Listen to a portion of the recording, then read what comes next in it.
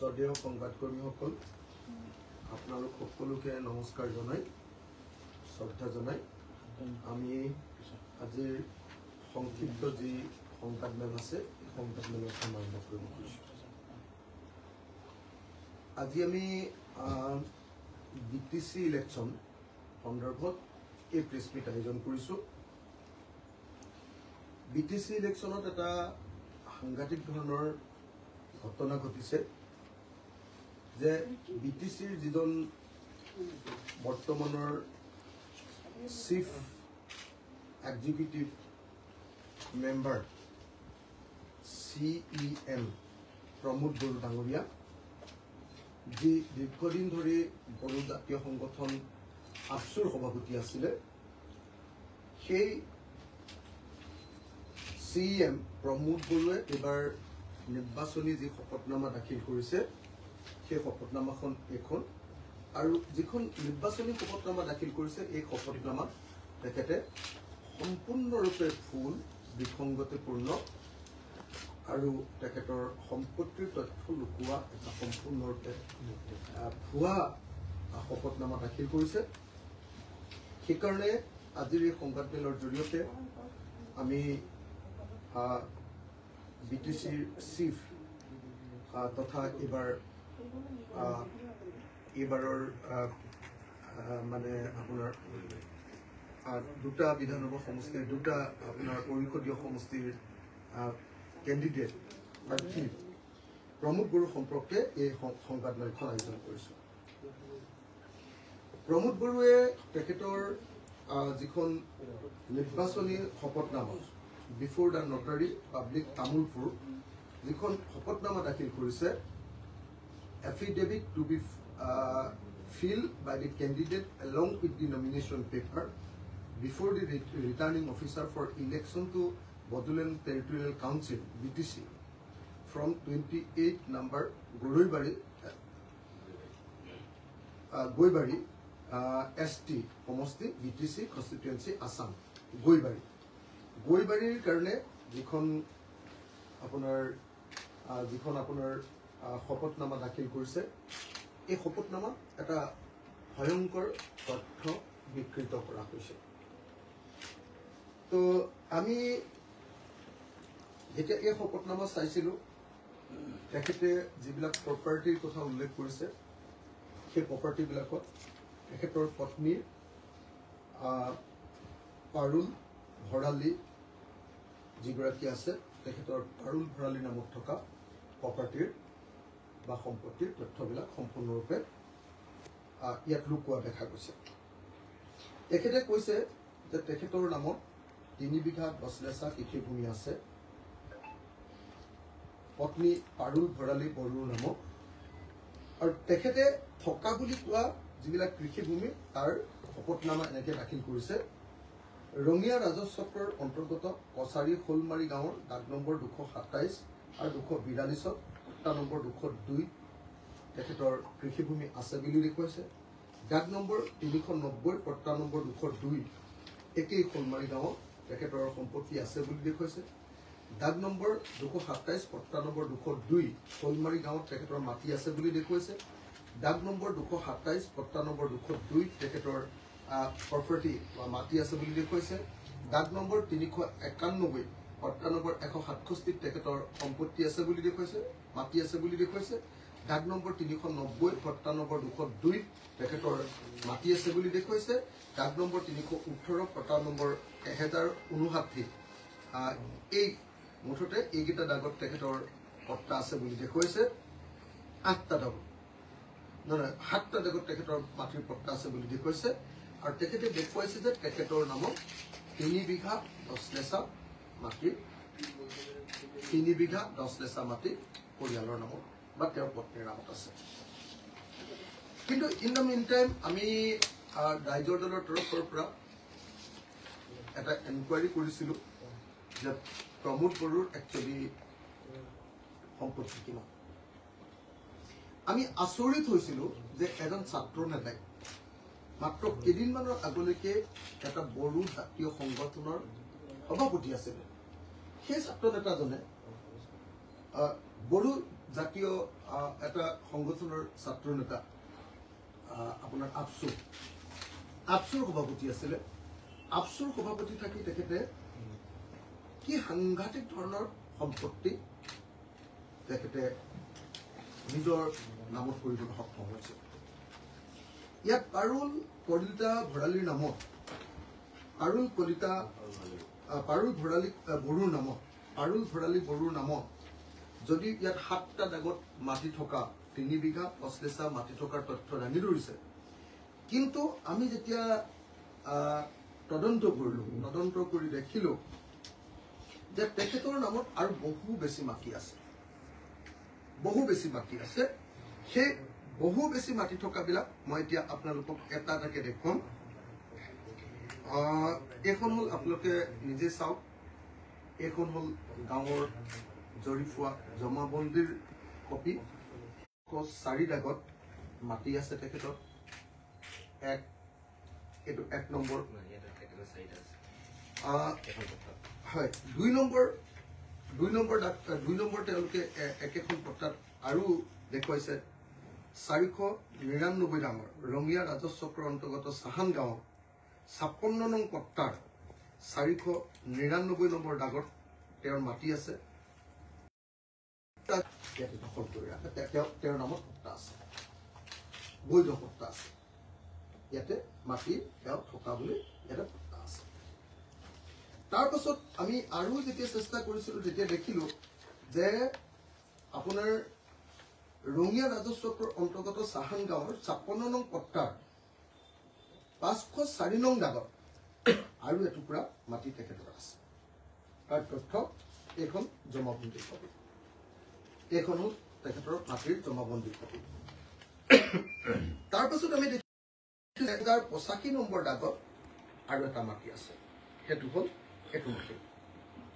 আপোনালোকক মই মাটিৰ ডকুমেণ্টটো দি দিছোঁ, তেওঁলোকৰ জমাবন্দীৰ কপি মই আপোনালোকৰ হাতত তুলি দিছোঁ। তাৰ পাছত আকৌ কছাৰী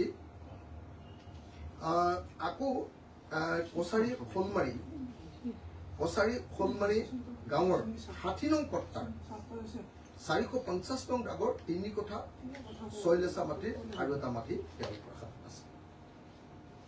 সেইটো আৰু লাষ্টটো হ'ল যে কছাৰী শোলমাৰী গাঁৱৰ 90 নম্বৰ পট্টাৰ 228 নম্বৰ দাগত আৰু এটা মাটি প্ৰমোদ বড়োৰ পত্নী পাৰুল ভৰালী বড়োৰ নামত আছে। অৰ্থাৎ প্ৰমোদ বড়োৱে তেওঁৰ পত্নীৰ নামত থকা 7টা দাগৰ মাটিৰ পট্টা তেখেতে ইলেকশ্যন কমিশ্যনৰ শপতনামাত দাখিল কৰিছে। আৰু 9টা দাগত থকা তেওঁৰ যি মাটি, সেই মাটি কিন্তু তেওঁ ইলেকশ্যন কমিশ্যনৰ শপতনামাত দাখিল কৰা নাই। যদি ইলেকশ্যন কমিশ্যনৰ শপতনামাত এনেকৈ ইচ্ছাকৃতভাৱে কোনোবাই শপতনামাত তেওঁৰ সম্পত্তি লুকুৱাব খোজে, তেতিয়াহ'লে এইটো এটা ক্ৰিমিনেল অফেন্স হয়। ক্ৰিমিনেল অফেন্স মতে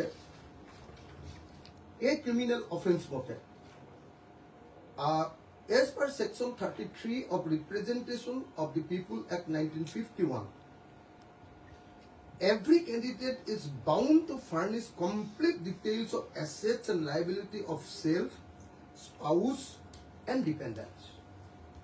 Suppression of such facts among to filling of false affidavit. যদি কেনেবাকে তেওঁৰ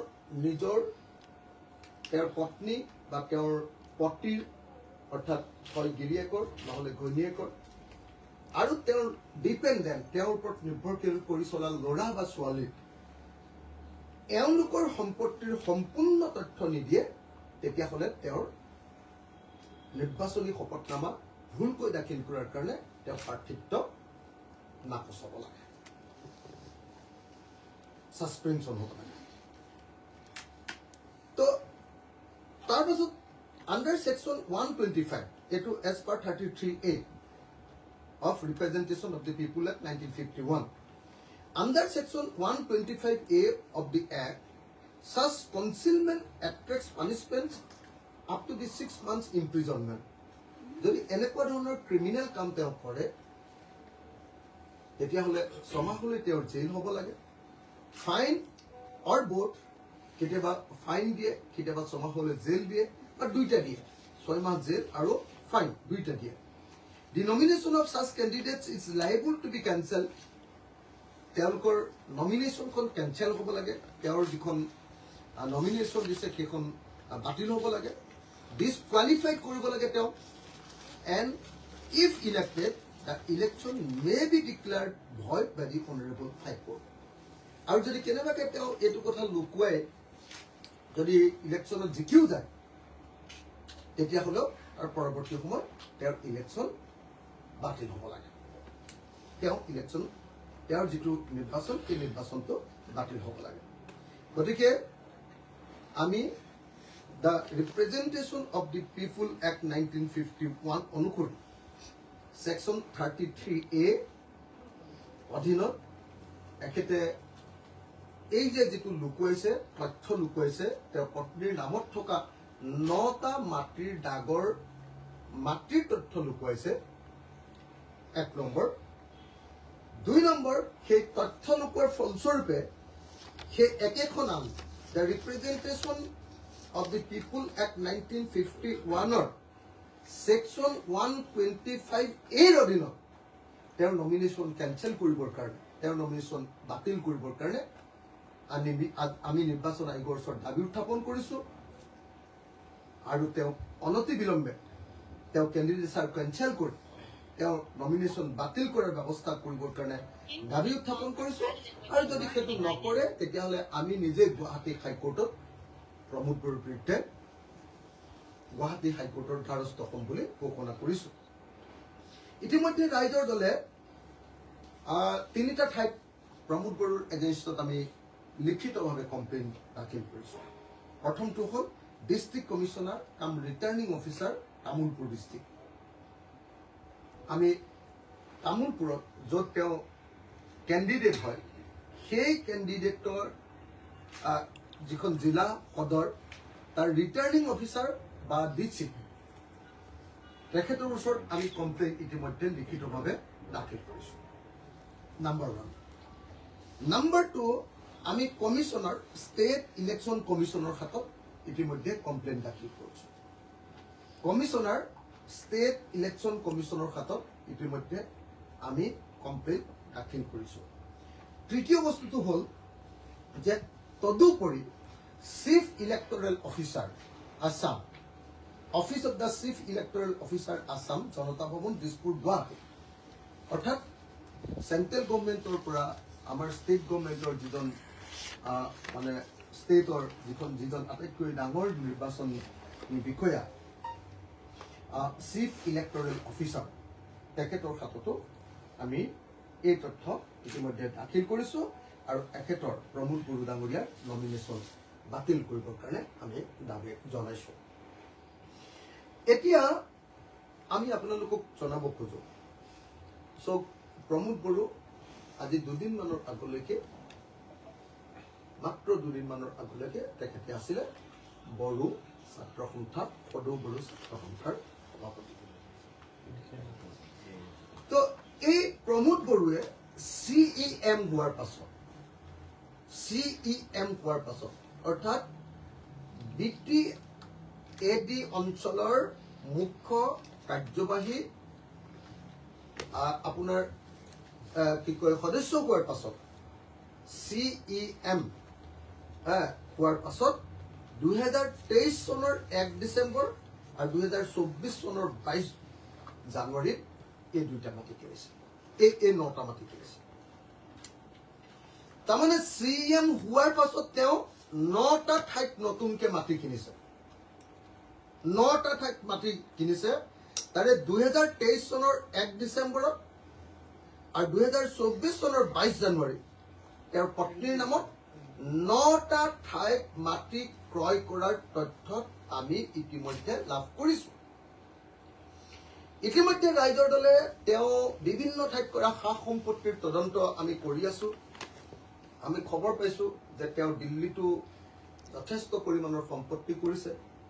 আমি খবৰ পাইছো তেওঁ গুৱাহাটীতো যথেষ্ট পৰিমাণৰ সম্পত্তি কৰিছে। আমি খবৰ পাইছো যে তেওঁ গুৱাহাটীত এটা টিভি চেনেলো ক্ৰয় কৰিছে। এটা টিভি চেনেলো তেওঁ ক্ৰয় কৰিছে। আমি সেইটোও খবৰ পাইছো। আৰু বিভিন্ন ঠাইত অসমৰ বিভিন্ন ঠাইত আৰু বিটিআৰ অঞ্চলতো তেওঁ প্ৰচুৰ সম্পত্তি আহৰণ কৰিছে। নামে বেনামে প্ৰমোদ বড়ুৱে এনেকুৱা ধৰণৰ প্ৰচুৰ সম্পত্তিৰ অধিকাৰী হৈছে। সেইকাৰণে আজি আমি প্ৰথম দিনটো হিচাপত তামোলপুৰৰ ডিচিৰ ওচৰত বা ইলেকশ্যন কি কয় আপোনাৰ ৰিটাৰ্নিং অফিচাৰৰ ওচৰত তামোলপুৰ ৰিটাৰ্নিং অফিচাৰৰ ওচৰত ডিষ্ট্ৰিক্ট ৰিটাৰ্নিং অফিচাৰৰ ওচৰত কমপ্লেইন দিছো যে প্ৰমোদ বড়ুৱে নিৰ্বাচনী শপতনামাত মিছা কথা কৈ তেওঁ নিজৰ ব্যক্তিগত সম্পত্তি, তেওঁ পৰিয়ালৰ সম্পত্তি, তেওঁ পত্নীৰ নামত থকা সম্পত্তি লুকুৱাইছে। আমি state election commissioner state election commission তাৰমানে কমিশনাৰ ষ্টেট ইলেকশ্যন কমিশন তেখেতৰ হাততো ইতিমধ্যে আমি কমপ্লেইন আপত্তি দাখিল কৰিছো যে প্ৰমোদ বড়ুৱে 9টা ঠাইত মাটি কিনাৰ আমাৰ হাতত স্পষ্ট প্ৰমাণ আছে, ডকুমেণ্ট আছে। কিন্তু লগত ডকুমেণ্টটো আমি গাঁঠি দিছো ইলেকশ্যন কমিশনলৈ। আমি তামোলপুৰৰ ডিচিৰ হাততো দি দিছো। আমি কমিশনাৰ আসাম ষ্টেট কমিশনৰ হাততো দি দিছো। 9টা ঠাইত ক'ত ক'ত তেওঁৰ পত্নীৰ নামত মাটি কিনিছে সেইখিনিও দাখিল কৰি দিছো। সেইকাৰণে আমি আহ্বান জনাও যে প্ৰমোদ বড়োৰ ওপৰত কঠোৰতম ব্যৱস্থা ল'ব লাগে আৰু প্ৰমোদ বড়োৰ যি কেণ্ডিডেচাৰ প্ৰমোদ বড়োৰ যি কেণ্ডিডেচাৰ সেই কেণ্ডিডেচাৰ বাতিল কৰাৰ ব্যৱস্থা কৰিব লাগে। মই ৰিপিট কৰিছো যে এজন আন্দোলনকাৰী মাত্ৰ কেইদিনমানৰ আগলৈকে আন্দোলনকাৰী আছিলে।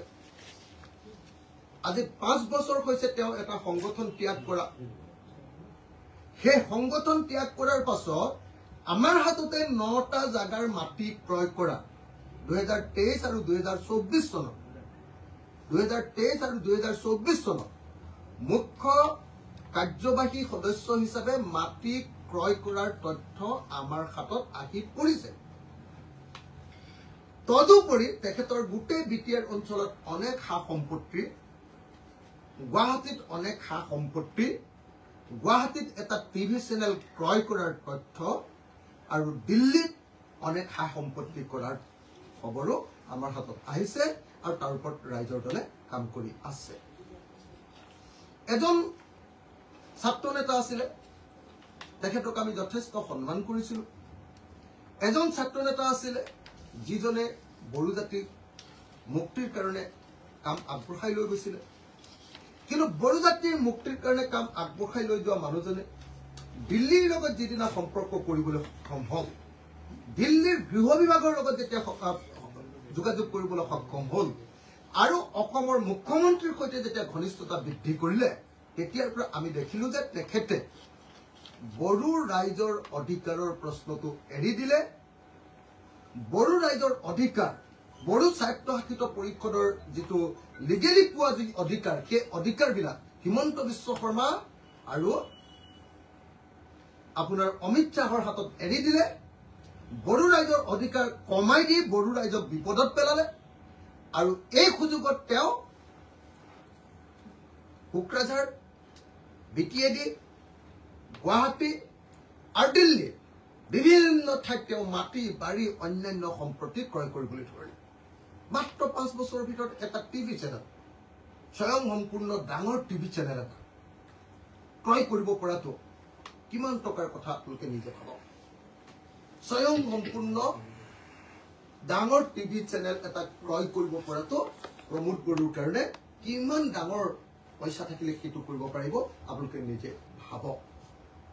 সেইকাৰণে আমি দেখিছিলো যে আমি যেতিয়া দেখিছিলো যে তেওঁ দিল্লীৰ ওচৰত তেওঁৰ অধিকাৰবিলাক এৰি দি আছে, তেওঁ অসম চৰকাৰৰ ওচৰত মুখ্যমন্ত্ৰী হিমন্ত বিশ্ব শৰ্মাৰ ওচৰত বড়োসকলৰ অধিকাৰবিলাক ত্যাগ কৰি আছে তেওঁ বড়োসকলৰ অধিকাৰ নাইকিয়া কৰিবৰ কাৰণে বিজেপিয়ে কাম কৰি থকাৰ পাছতো তেওঁ একো মাত নামাতে তাৰ পাছত আমি গম পালো যে তেওঁ মূলতঃ তেওঁৰ যি দুৰ্নীতি তেওঁ সাংঘাতিক ধৰণে টকা কৰিবলৈ ল'লে সাংঘাতিক ধৰণে বড়ো ৰাইজৰ নামত আন্দোলন কৰি বড়ো ৰাইজৰ নামত ক্ষমতা দখল কৰি কিন্তু ব্যক্তিগত সম্পত্তি কৰা যেতিয়া তেওঁ নিজে লাগি গ'ল গতিকে তেওঁ আৰু বড়ো ৰাইজৰ অধিকাৰৰ প্ৰশ্নটো ত্যাগ কৰিলে সেইকাৰণে যিহেতু তেওঁ এতিয়া বড়ো ৰাইজৰ বিপৰীতে গুচি গৈছে আৰু বিটিএডিখন আমি দেখিছো যে বিজেপিৰ চৰণীয়া পথাৰ হ'বলৈ এৰি দিছে সেইকাৰণে আমি ৰাইজৰ দলে যদিও তেওঁ আঞ্চলিক দলৰ মানুহ তেওঁৰ বিৰুদ্ধে আমি প্ৰতিবাদ সাব্যস্ত কৰাৰ সিদ্ধান্ত ল'লো আমি তামোলপুৰৰ ডিচিৰ হাতত ইতিমধ্যে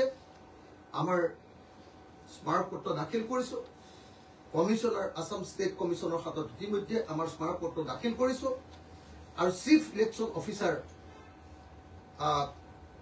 election commission of India Assam পাৰ্টৰ চিফ ইলেকশ্যন অফিচাৰৰ হাততো আমি আমাৰ কমপ্লেইন আমাৰ স্মাৰকপত্ৰ আমাৰ আপত্তি পত্ৰ ইতিমধ্যে দাখিল কৰিছো আৰু ইয়াৰ পাছত আমি আশা কৰিম যে ইলেকশ্যন কমিশনে অতি সোনকালে প্ৰমোদ বড়ো ডাঙৰীয়াৰ নিৰ্বাচন বাতিল কৰিব তেওঁ কেণ্ডিডেটছাৰ বাতিল কৰিব আৰু যদি বাতিল নকৰে অচিৰে আমি গুৱাহাটী হাইকোৰ্টৰ দ্বাৰস্থ হ'ম আৰু প্ৰমোদ বড়ো ডাঙৰীয়াৰ যি কেণ্ডিডেটছাৰ সেই কেণ্ডিডেটছাৰ বাতিল কৰিবলৈ বাধ্য কৰিম আনহাতে তেওঁ যি ধৰণে ব্যাপক তেওঁ সম্পত্তি আহৰণ কৰিছে এই সম্পত্তিবিলাকৰ উৎস কি এই সম্পত্তিবিলাক কিনিবৰ কাৰণে তেওঁ টকা কৰ পৰা পাইছে এই সম্পৰ্কেও চিএম ভিজিলেন্সক আমি তদন্ত কৰিবলৈ দাবী জনাইছো আৰু যদি চিএম ভিজিলেন্সে ইয়াৰ তদন্ত নকৰে হিমন্ত বিশ্ব শৰ্মাই যদি ইয়াৰ তদন্ত নকৰে তেতিয়াহ'লে অচিৰে আমি চিবিআইক ইয়াৰ তদন্ত কৰিবৰ কাৰণে আমি ৰাইজৰ দলৰ তৰফৰ পৰা স্মাৰকপত্ৰ প্ৰদান কৰিম হেঁচা প্ৰদান কৰিম আৰু প্ৰয়োজন হ'লে আমি আন্দোলন কৰি তুলিম এই কথা আমি ইতিমধ্যে ঘোষণা কৰিছো মই আশা কৰোঁ যে আজিৰ এই কমপ্লেইনৰ পাছত প্ৰমোদ বড়োৱে স্বইচ্ছাই তেখেতৰ কেণ্ডিডেটছাৰ ত্যাগ কৰি দিব কাৰণ তেখেতৰ কেলেংকাৰী তেখেতৰ দুৰ্নীতি আৰু ভাৰতৰ নিৰ্বাচন আয়োগক তেখেতে দিয়া প্ৰবঞ্চনা তেখেতে কৰা প্ৰবঞ্চনা ইতিমধ্যে আমি প্ৰমাণ কৰিবলৈ সক্ষম হৈছো আমি সাংবাদিকৰ সন্মুখত এখন পত্তা সন্মুখত আপোনালোকৰ দেখুৱাবলৈ সক্ষম হৈছো যেটো প্ৰমোদ বড়োৰ পত্নীৰ নামত আছে অথচ এই শপতনামা দাখিল কৰা নাই গতিকে এনেকুৱা এটা প্ৰবঞ্চনা কৰা গোচৰত 420 গোচৰত প্ৰবঞ্চনা 420 গোচৰত ডেফিনেটলি প্ৰমোদ বড়ো গ্ৰেপ্তাৰ হ'ব লাগে আৰু তেওঁৰ নমিনেশ্যন অতি সোনকালে কেঞ্চেল কৰাৰ ব্যৱস্থা কৰিব লাগে হয় নহয় নটা দাগত মই প্ৰত্যেকটো দাগৰ আপোনালোকৰ ডকুমেণ্টখিনি দি দিছো আমি নটা দাগত এইটো টাউনৰ মাটি এইটো নটা দাগত 2 বিঘা 6 লেচা মাটি টোটেল 2 বিঘা 6 লেচা মাটি ৰঙিয়াত 2 বিঘা 6 লেচা মাটি ৰঙিয়াত গতিকে আপুনি ভাব লওক ৰঙিয়া টাউনত এতিয়া মাটিৰ দাম কিমান আপোনালোকে নিজে কল্পনা কৰক এতিয়া কিমান মাটি এতিয়া দখল কৰিছে গতিকে এই সম্পৰ্কে আপোনালোকক মই পত্তাখিনি আপোনালোকৰ তেওঁৰ জমাবন্দী কপিখিনি আপোনালোকৰ হাতত তুলি দিছো এইটো 2023 চনৰ 1 ডিচেম্বৰ কেইটামান মাটি কিনিছে আৰু 2024 চনৰ 22 জানুৱাৰী তেওঁ কেইটামান মাটি কিনিছে মানে এইটো ডিচেম্বৰ আৰু জানুৱাৰীত কিনিছে 2023 ডিচেম্বৰ আৰু 2024 22 জানুৱাৰী গতিকে তেওঁ চিএম মুখ্য কাৰ্যবাহী সদস্য হিচাপে থকা কাৰ্যকালত তেওঁ কিনিছে বাকী কথাবিলাক এতিয়া বাকী সম্পত্তিবিলাক এটা এটাকে উলিয়াম এইটো প্ৰথম আৰম্ভ হৈছে সিৰিজ অফ প্ৰেছ কনফাৰেন্স হ'ব সিৰিজ অফ মেমৰেণ্ডাম দিয়া হ'ব আৰু সিৰিজ অফ আন্দোলনৰ কাৰ্যসূচী গ্ৰহণ কৰা হ'ব